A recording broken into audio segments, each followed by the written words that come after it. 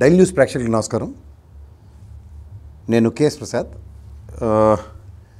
కొన్ని రాష్ట్రంలో జరుగుతున్న పరిణామాలు, ముఖ్యంగా విజయసాయిరెడ్డి గారి రాజీనామాతో ఏదో వైఎస్ఆర్సీపీ కుదేలైపోయింది అని మాట్లాడుతున్న విశ్లేషణలో నేను గమనించిన కొన్ని అంశాలు ఏంటంటే, వైఎస్ఆర్సీపీ దగ్గర ఉన్న ఏకైక పాశుపశాస్త్రం ఏంటంటే రాజ్యసభలో ఉన్న 11 మంది ఎంపీలు. కొన్ని తీవ్రంగా గమనించగలిగితే 3 రాజీనామాలు చేసిన 3 రాజ్యసభ ఎంపీలని ఒకటి చూసుకుంటే, ఒకళ్ళు ఆర్ కృష్ణయ్య గారు ఒక బీసీ నేపథ్యంలో ఒక ధీరుడు అని చెప్పి ఆయనకు అవకాశం కల్పిస్తే ఏమైతేంది, ఆయన రాజ్యసభ పదవి అయితే పోలేదు ఆయనకి. End of the day party వేరవచ్చు, కానీ ఒక రాజ్యసభ మెంబర్గా ఒక మంచి పొజిషన్లో ఆయన ఉన్నారు. ఇంకా మిగిలిన ఎవరు అంటే బేదమస్తానరావు, మోపిదేవి. ఈ 2 పారాచూట్ బ్యాచ్లే. అంటే బేదమస్తానరావు గారు అయితే తెలుగుదేశం నుంచి వచ్చిన పారాచూట్ బ్యాచ్ కింద వివరించాలి. ఇటుకట్టు అటుకిట్టు అయ్యి మొత్తానికి సురక్షితంగా ఆయన అనుకున్నట్టు తెలుగుదేశం పరంగా ఉన్నారు. ఇంకా మిగిలిన మోపిదేవి. ఆ మోపిదేవి వంశంలో అందరినీ వదిలినట్టు మోపిదేవిని అయితే జగన్మోహన్ రెడ్డి గారు వదలకుండా విశ్వాసఘాతకానికి పెద్ద పేరు మారు పేరు అన్నట్టుగా అభివర్ణించిన నేపథ్యాన్ని ఒకసారి రీకలెక్ట్ చేసుకోగలిగితే, ఇప్పుడు విజయసాయిరెడ్డి గారి రాజీనామాకు వస్తే ఉన్న 11 ఆప్షన్స్లో ఇక్కడ తెలంగాణలో మీరు గమనిస్తే, అలాగే జాతీయ రాజకీయాలు 19 నుంచి 24 దాకా గమనించగలిగితే, ఇక్కడ బట్టి విక్రమార్క గారు తప్ప మిగిలినంత సీఎల్పీ విలీనం అయిపోయింది ఇక్కడ కాంగ్రెస్ పరంగా. అప్పుడు ఇదే టీఆర్ఎస్ పార్టీ ఇప్పుడు చూడండి, కోర్టుకు వెళ్ళడం, రాజీనామాలు చేయమనడం, మళ్ళీ ఎలక్షన్స్ పెట్టమనడం, స్పీకర్ మీద ప్రెషర్ పెట్టడం, ఇలాంటిదప్పుడు ఏమీ జరగలేదు. సేమ్ సినారియో ఆంధ్రప్రదేశ్ రాజకీయాల నుంచి ఎలక్ట్ అయిన 3 రాజ్యసభ ఎంపీలు, 4 రాజ్యసభ ఎంపీలు కనకమేళ అయింది తప్ప మిగిలిన గరిపాడి మోహన్ రావు కానీ, అలాగే ఈయన సీఎం రమేష్ గారు, సుజనా చౌదరి గారు కూడా ఏమీ కాకుండా వాళ్ళ పార్టీ పేరు వదలకుండా వెళ్ళి విలీనం చేసినంత పనిచేశారు. అవుట్కమ్ రాజకీయాల్లో రాజ్యసభ పరంగా చూసుకుంటే నెక్స్ట్ వాళ్ళకి ఎవరో వాళ్ళకే తెలియకపోయినా సరే అనకాపల్లి నుంచి ఆయన ఎంపీ అండ్ ఈయన సుజనా చౌదరి ఎమ్మెల్యే విజయవాడ నుంచి కొట్టొచ్చినట్టు కనబడుతున్నాయి. ఇవి నేను ఎందుకు చెప్తానంటే ఉపోద్ఘాతంగా, ఈ పరిణామంలో వైఎస్ఆర్సీపీ విలీనం అన్నది జరగదు కాబట్టి.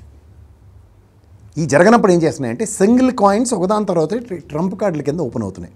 ముఖ్యంగా విజయసాయిరెడ్డి గారు, నాకు తెలిసినంత వరకు ఆయన ప్రస్థానం వాళ్ళ జగన్మోహన్ రెడ్డి గారికి 52 ఏళ్ళు అయితే, వాళ్ళ నాన్నగారైన రాజారెడ్డి గారితోనే ఆయన కుటుంబ వాత్సల్యం, ప్రేరణ, ప్రతిరూపం అన్నీ one after another Rajasekhara Reddy గారి కుటుంబంతో అత్యంత సన్నిహితుడి కింద ఆయన అభివర్ణించాలి. ముఖ్యంగా జగన్మోహన్ రెడ్డి గారికి అయితే రాజశేఖర రెడ్డి గారి కేవీపీ ఎలాగో ఈయన అంత ధీటైన మనిషి. మోర్ ఒక పార్టీ కష్టకాలంలో ఉన్నప్పుడు ముఖ్యంగా ఒక ట్రంప్ కార్డ్ని ఏ విధంగా వాడారు అన్న దగ్గర చూసుకుంటే, ఇవాళ విజయసాయిరెడ్డి గారి రాజీనామా ఒక్కసారి గమనించగలిగితే, ఇన్ కేస్ ఆయన ప్రత్యక్ష రాజకీయాల నుంచి తప్పుకుంటున్నా వ్యవసాయం చేసుకుంటా అని చెప్తే, ఒక చార్ట్ అకౌంటెంట్ ఒక ప్రొఫెషనల్ వ్యవసాయం చేస్తే ఎలా ఉంటుందో ఆలోచించుకోండి. రెండోది, ఇప్పుడున్న పరిణామాల్లో ఆర్ కృష్ణ గారిని చూడండి, బీజేపీ మళ్ళీ సముదాయించి ఆయన ప్రకారం ఇవ్వడం. అలాగే గతంలో వైఎస్ఆర్సీపీ పరంగా మీరు గమనించగలిగితే పరిమళ నత్వానీ గారికి సాధారణంగా బీజేపీ పరంగా ఇవ్వాలి. గతంలో మీరు తెలుగుదేశం పరంగా చూసుకుంటే సురేష్ ప్రభు గారికి ఈయనేమో వైఎస్ఆర్సీపీ కండువ కప్పి మరి వైఎస్ఆర్సీపీ రాజ్యసభ ఎంపీ చేశారు. ఇప్పుడు ఒక ఈక్వేషన్స్ నడుస్తున్నాయి ఆద్యంతం గమనించగలిగితే. చిరంజీవి గారు బీజేపీకి ఆరంగేట్రం అన్నది చూసుకోండి. నాకు తెలిసి తెలుగుదేశం నుంచి ఎవరూ లేరు. నేను కాక మొన్న ఆయన ఇద్దరు కూడా రాజీనామా చేస్తారని నాకైతే ఊహకు అందదు. ఇప్పుడు ఒక ఆప్షనల్ ఎక్స్ప్లోర్ ఎలా జరుగుతుందంటే, ఎందుకంటే నేను కొన్ని పరిణామాలు గమనించిన తర్వాత రీసెంట్ పాస్ట్లో విజయసాయిరెడ్డి గారు చంద్రబాబు నాయుడు గారిని కలవడం ఢిల్లీలో, రెండోది ఆయన అమిత్ షా గారిని కలవడం, మూడోది రఘురామకృష్ణరాజు విజయసాయిరెడ్డి గారి ఇంట్లో అద్దెకున్న విజయవాడలో. ఈ పరిణామాలు ఒకసారి గమనించుకోగలిగితే వీళ్ళు కూడా అదే లాబింగ్ చేసి మొత్తానికి తెలుగుదేశం పరంగా, కూటమి పరంగా రాజ్యసభ ఎంపీలు అయ్యారు. ఇది ఒక ఆప్షనా? లేదా ఈయన త్యాగానికి చిరంజీవి గారిని రాజ్యసభకు పంపించడానికి ఈయన మార్గం శుభం చేస్తున్నాడు.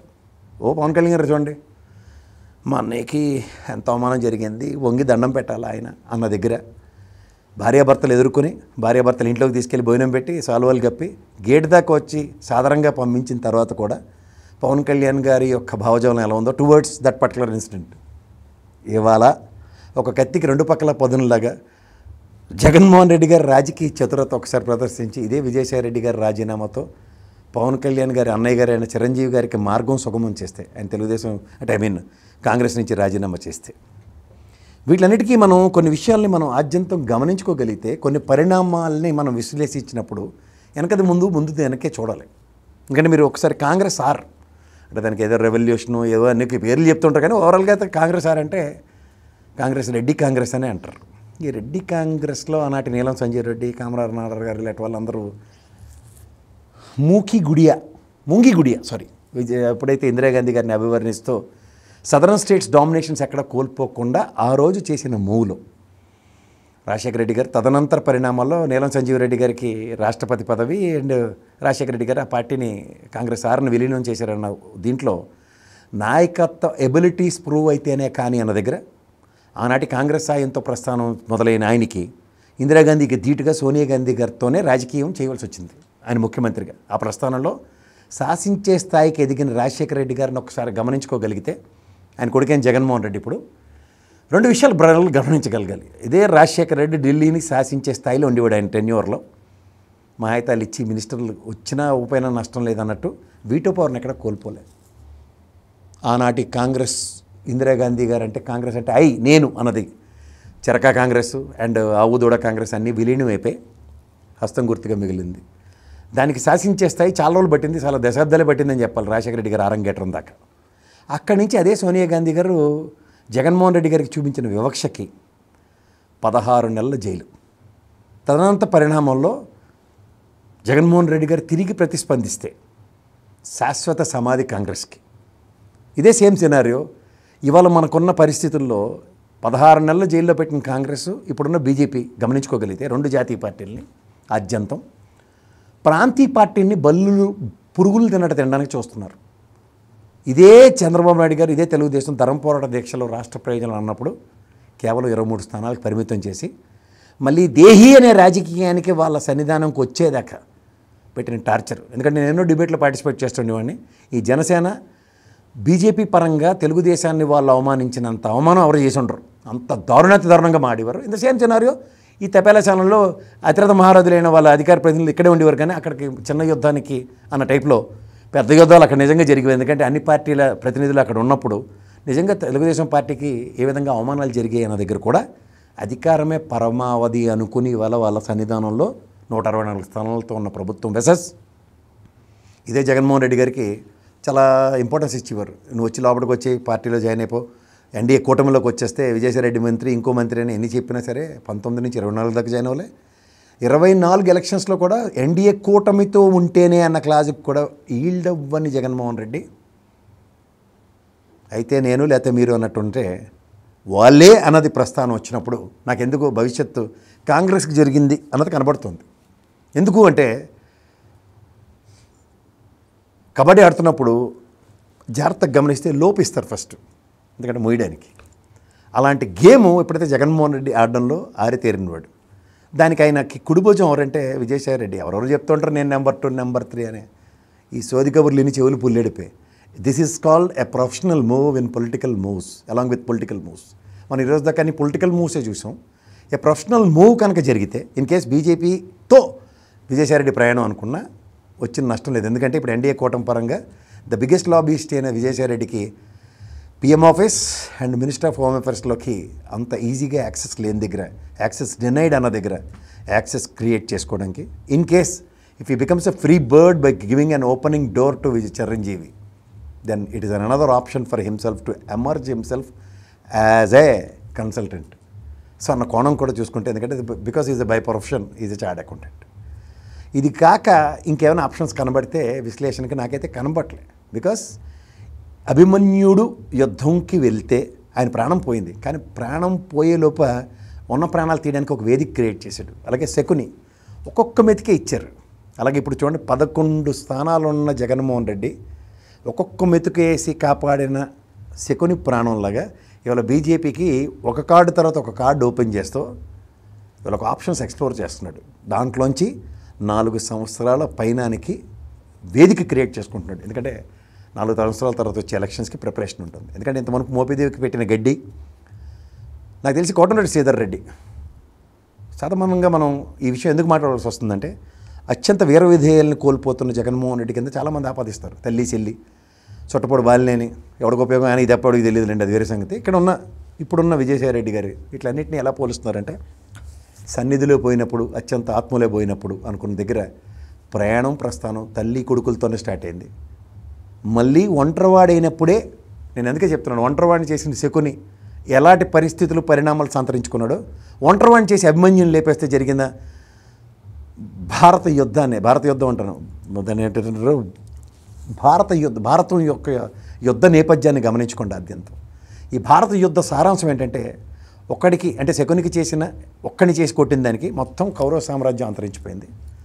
ఒక్కడిని చేసి చంపిన దానికి మొత్తం చూడండి అక్బర్కి, ఆయనకి అక్బర్ కాదు ఈయన మన ఎవరండి శివాజీ మహారాజ్కి ఒక ధృతరాష్ట్ర కౌగిల్లా ఉండి వెన్నుపోటు కత్తితో పొడిచి చంపేస్తే ప్రయత్నిస్తే కండలు చీల్చేసాడు వేలు గోరులతోనూ.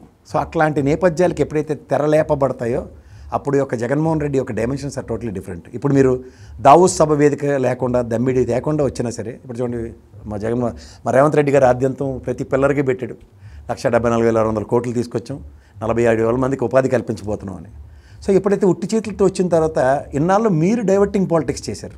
ఇదే విజయసాయిరెడ్డి మిమ్మల్ని కలిసి జగన్మోహన్ రెడ్డి మీకు ఒక డైవర్షన్ ఆప్షన్ ఇస్తున్నాడు నా రాజీనామాతో అన్నది మీరు ఎలా ఈ నెలల కాలక్షేపం చేస్తారంటే ఫిబ్రవరికి ఆల్రెడీ ఒక స్టఫ్ రిలీజ్ చేశాడు. ఎందుకంటే ప్రతి నెల దాటవేత ధోరణితో కాలక్షేపాలు చేసుకునే 7 నెలల ప్రస్థానంలో ఎన్నాళ్ళు ఐటమ్స్ మీరు ఇచ్చారు. తిరుపతి లడ్డు, జత్వాని, తోటకూర అని. ఇప్పుడు నిజమైన వ్యవసాయ పదార్థమైన రాజకీయ నేపథ్యానికి నా రాజీనామా అన్న ఒక అస్త్రాన్ని ఇస్తే ఆల్రెడీ పార్టీ మూసిపోయింది, తోటకూర అని మాట్లాడుకుంటున్నారు. ఆల్రెడీ రాజకీయ వ్యవసాయం చేయడానికి ఆయన రాజీనామా చేశాడు. ఈ వ్యవసాయ నేపథ్యంలో జరగబోయే పరిణామాలు ఇది కాకుండా ఏదో అలా పోర్టు విషయం వాడు మాడుతున్నారు. భలే కామెడీ అనిపించింది నాకు. ఎవరో ఏవీరో పీవీరో ఉన్నాడు, అదే బినామీ రూపంలో ఒక పోర్టు కొనుక్కుని ఇవాళ ప్రభుత్వం మారగానే వీళ్ళు మనం ఈ దిల్ రాజుని చూస్తే థియేటర్ యాజమాన్యం, ప్రొడ్యూసరు, డిస్ట్రిబ్యూటర్ అన్ని పేర్లు ఉన్నప్పుడు వాళ్ళ బాజీగారి సినిమాలో పైనుంచి కింద దాకా పేర్లు ఉన్నప్పుడు నోరు నిలబెట్టి చూడడం కాదు. ఒక అరబిందో అండ్ రెడ్డి ల్యాబ్స్ చేస్తున్న ఎక్స్పోర్ట్లో వాళ్ళ ఎక్స్పోర్ట్ మాడ్యూల్లో కూడా ఒక పోర్ట్ హబ్గా చేస్తున్న ఎక్స్పోర్ట్స్ని ఒకసారి గమనించుకోగలిగితే ఎక్స్పోర్ట్ సామర్థ్యం ఎంత పెరిగిందో, వాళ్ళకి ఎంత కాస్ట్ తగ్గిందో 40% షేర్ వలన అన్నది గమనించుకోగలిగితే then rest all is a matter of fact. ఈ పరిణామాల్లో ప్రభుత్వ మార్పులకు అనుగుణంగా 40% పేకమే కత్తెడితే 100% రాయించుకోవచ్చు కదా, 40%కి ఎందుకు? లేకపోతే విశాఖ భూములు గంటా శ్రీనివాసరావు అయ్యన పాత్ర గారు జుట్లు పీక్కున్న తర్వాత సిట్ దాకా నేపథ్యం వచ్చిన తర్వాత ఆ భూముల లెక్క ఇప్పటికైనా మీరు తేల్చారు. మళ్ళీ కూటమి ప్రభుత్వం వచ్చింది 7 నెలలు అయింది కదా. ఈ విజయసాయిరెడ్డి గారి మీద విశాఖ ల్యాండ్ల మీద వచ్చిన అపవాదులు ఇవన్నీ చూస్తూనే ఉన్నాం. కొత్తగా ఏమి మాకైతే కనబట్టలే. పాతగా ఏమైనా మీకు ఉన్నామంటే పాశ్చింతకాయ పట్ట నూరి ఏడుపులు పెడబొబ్బులతో ముగించే కార్యక్రమానికి మీ పౌడర్ డబ్బా ఛానల్ ఉంటే ఒక ఎగ్జాంపుల్ చెప్పొచ్చు. తిరుపతిలో తొక్కేసినట్టయితే డిఎస్పీ గారు చేసిన దానికి ఎస్పీ గారు వచ్చి బోని ఏడిచేశారని చెప్పిన ఓ పౌడర్ డబ్బా ఛానల్లోడికి కంటిన్యూషన్ నిన్న మూర్తి గారు ఎలివేషన్స్ ఇచ్చే కార్యక్రమాలు గడ్డలు కట్టి సెల్లో వెంటిలేటర్కి అన్నం పడిపోతే మంచంతలో ఒకటికి వచ్చేటట్టు ఎవరికి నిద్రపట్టలేదట, తెల్లారిదాకా దుప్పట్లు మూసిగెట్టుకున్నా ఏమవపోయేసరికి తెల్లారి తెలుగు రాలేదట. తెలుగు వచ్చి లోపుగా చంద్రబాబు గారు అయితే వెళ్ళిపోయారట. ఎక్కడికట? ఆంధ్ర టెంట్ దగ్గరికి వెళ్ళిపోయారట. వారిని అలా కూడా అమాయకంగా కూర్చుంటే లా ఎక్కడ చదివారా బాబు, నీకు లెక్చరర్ అవ్వడం అని ప్రశ్నించడం కాదు, మీకు జర్నలిజం ఎవరు నేర్పారని మేము ప్రశ్నిస్తాం. ఎందుకంటే ఈసారి ఫస్ట్ టైం ఇండియా టెంట్ ఒకటే ఉంది దావూస్లో. ఆంధ్రప్రదేశ్ది, తెలంగాణది, మహారాష్ట్రది ఏమీ లేవు, అంతా భారతదేశ టెంటే. ఆ టెంట్లోట ఎవరో వచ్చి ఐఏఎస్ ఆఫీసర్ స్థాయి కలిగిన ఓ సెక్రటరీ గారు వచ్చి సార్ మీరు ఎలా వచ్చారు సార్ అంటే ఆయన యొక్క కమిట్మెంట్ చూసేట కళ్ళు అంటే నీళ్ళు వచ్చేట ఆయనకి కూడా. వారిని కళ్ళంట అటకారాలు వచ్చే పులిహార కథలు ఇని ఈ పులిరాజా కథలతో సారాంశం ఏంటంటే పెద్ద పూర్ణకుంభం పట్టుకుని వచ్చారు. ఇటు ఆరతి తీసుకెళ్ళారు కదా మీరు, ఆరతి తీసుకెళ్ళేందుకు అటు నుంచి ఒక పూర్ణకుంభమే తీసుకొచ్చారు గుడ్డు సొన్నా అని. ఇది first ever time in the history of దావోస్లో ఆంధ్రప్రదేశ్ ప్రైడ్. ఎందుకంటే అక్కడికి వెళ్ళి రెడ్ బుక్ రాజ్యాంగం, మా చీఫ్ మినిస్టర్ గారు లోకేష్ గారిని ఉర్రూతుకు లేకపోతే ఎలక్షన్ క్యాంపెయిన్కి రాలేదురా బాబు, ఇన్వెస్ట్మెంట్లకు వచ్చారని చెప్పి ఇన్వెస్ట్మెంట్లు నిజంగా పెడదాం అనుకున్న వాళ్ళు గతంలో అమెరికా వెళ్తే లోకేష్ గారు 1,00,000 కోట్ల పెట్టుబడులు వచ్చేతనని చెప్పిందరా. ఆర్మగుడు బ్రహ్మలాగా ట్రంప్ వచ్చి మా పెట్టుబడులు బయట దేశానికి వెళ్తే ట్యాక్సులు విధిస్తాం అన్నదానికి అక్కడి నుంచి అక్కడ, ఇక్కడి నుంచి ఇక్కడ మొత్తం తట్టబొట్ట సర్దేసి చిన్నపిల్లడైనా సరే సామర్థ్యం కలిగి అనుభవం మీ దగ్గర నుంచి రంగరించుకున్న మా రేవంత్ రెడ్డి గారు 1,74,000 కోట్ల పైసలకి పెట్టుబడులు తీసుకొచ్చి మీ సమక్షంలోనే మీరు అమరావతితో పోటీ పెడతారంటే అమరావతి ఏంటి ఆంధ్రప్రదేశ్ నుంచి విడిపోయిన తెలంగాణ, హైదరాబాద్, చైనా 2 మీ చైనాతో పోటీ పడతాం. కానీ అమరావతి ఏంటని గాలి తీసిన నేపథ్యం చూస్తే దావూసిని డైవర్షన్కి వైఎస్ఆర్సీపీ మీకు ఇచ్చిన ఆప్షనే ఈ విజయసాయిరెడ్డి రాజీనామాని అభివర్ణించాలి. అంతకన్నా ఇంకెళ్ళి ధన్యవాదాలు.